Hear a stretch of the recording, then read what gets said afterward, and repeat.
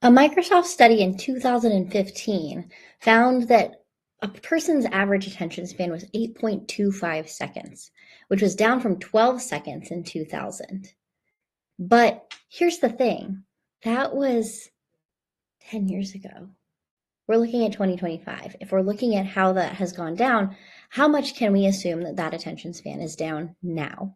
With the constant scroll, the fact that we're busy, the things that we're doing. And what we're finding is that this is causing people to, one, look lazy, and making it to where your brain isn't actually paying attention to the things that it needs to be paying attention to. Because of this, the prefrontal cortex, that front part of your brain, it fatigues quickly under multitasking and excess stimuli. And so when we're putting all of these things in, when we're asking for more things to be done, when we're working longer hours, when we're asking for more, instead of taking the breaks, going outside, taking some margin in our day, we're actually causing our people as leaders to not be able to pay attention long term. And so it's this funny phenomenon of we're have the ability to be more productive than ever, but because of the way that we function as humans, makes it harder for us to do that. That's why things like AI and some of the technology that we're seeing come up is actually great for us, as scary as it can be of, oh my gosh, this is going to take my job. There's also a lot of benefits to that, because if we can get the busy work off of people's plates, the things that people don't actually want to do, we can make it to where it's easier for them to do the things that they're the best at, that they're the most capable of, and give the space for them to not have this extra fatigue on their prefrontal cortex. And so you might be saying, Kabrina, what does that mean for me? What does that mean when I'm thinking about how I'm going to show up and how I'm going to have a longer attention span and how I can just power through? And the problem is that overstimulation doesn't create productivity. Doing more doesn't create productivity per se, because the amount of effort that I can put in, like if you're a morning person, for example, I'm going to do my best work up here. And as the day goes on, I'm going to do worse work. We just know this from science. And so when we're putting all of this effort in, we're not getting the same output every single time. Think about this like when ChatGPT hallucinates. All of a sudden, you're getting great output, you're getting great output, you're getting great output, and then you're like, holy crap, where did that come from? That was left field. Now, that's a very obvious example, but for many people, this is happening. And you go, what am I doing? You walk into a room and you're like, why am I here? What am I getting? You open the fridge if you work from home and you're like, I don't even know why I'm in here. And it's because your brain is completely fatigued from everything else that you're doing. Lack of sleep, too much work, working too long, those kinds of things. And so how do we solve for some of this is when we have that overstimulation that's creating that paralysis, you actually don't need more motivation.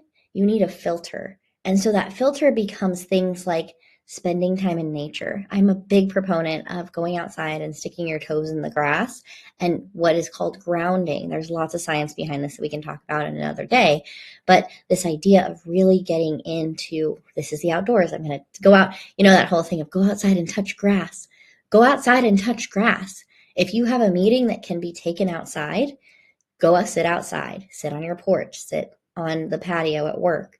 Do what it takes for you to take those moments. Even if you have to habit stack, those are really important things. So a lot of times I'll do videos outside. I will make some things for my landing pages sitting on the porch because of this idea that I'm busy. I'm a single mom with 5 kids. I run a business full time. This is something that I struggle with myself. So I'm not sitting here saying, oh, here's all the things that you need to just go ahead and hurry up and do. I'm just saying, hey, let's find one thing. Because I know my overachievers are going to go, okay, well, she said 4 things. I'm going to go and I'm going to do all of them at the same time. And that does the opposite effect, is I'm doing good things, but I'm stressing myself out in that process, which then just puts us back into that fatigue state. So pick one of these things. Go outside, put your toes in the grass.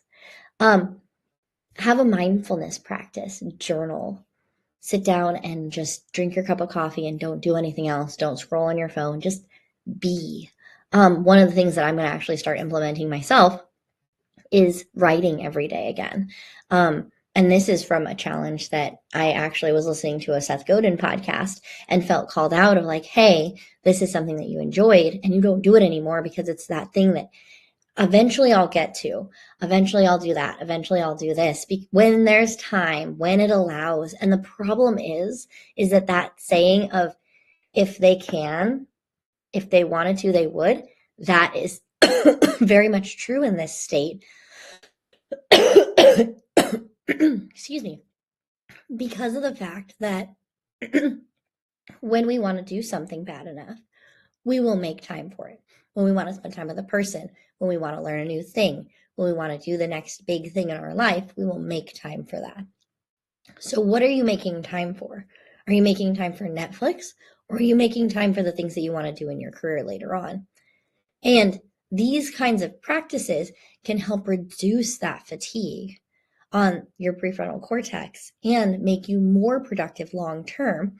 And this is why things like taking time to play, finding different ways that you can do things within your life is very vital to your success long term. So if you're wanting to find more ways to work with how your brain actually works for yourself as an executive, as a leader, or for your full team, I'd love to have a conversation with you.